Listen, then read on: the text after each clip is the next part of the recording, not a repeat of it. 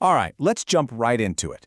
The official date for Eid UL Fitr 2026 is out, and it's confirmed. In this explainer, we're not just going to give you the date. Nope, we're going to pull back the curtain on the incredible process of how it was all decided. You know that feeling, right? That collective holding of breath. For so many people around the world, the waiting is a huge part of the experience. Well, I'm happy to say that wait is finally over. So, let's get right to the good stuff. The announcement that's bringing so much clarity and excitement, not just to one country, but to several major Islamic nations. Now, while this news affects a few nations, we're going to zero in on the confirmation for Pakistan because it's a huge deal for the millions of people who have been eagerly anticipating this announcement. Okay, so what is the date everyone's been waiting for? Let's break down the details for the 2026 celebration before we get into the really cool how they did it part.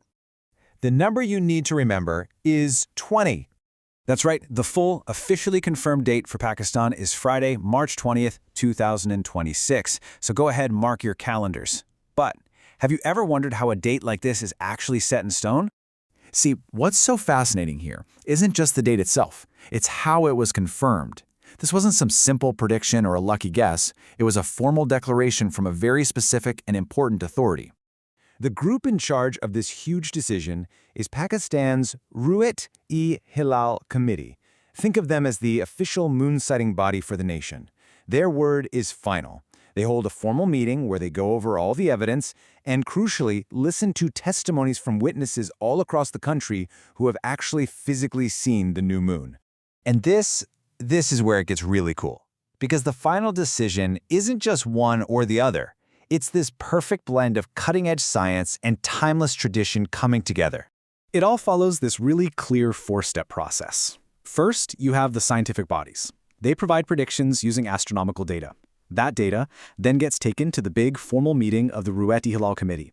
There, they gather and double-check all the eyewitness reports. And only when all of that lines up do they make the final official announcement to everyone.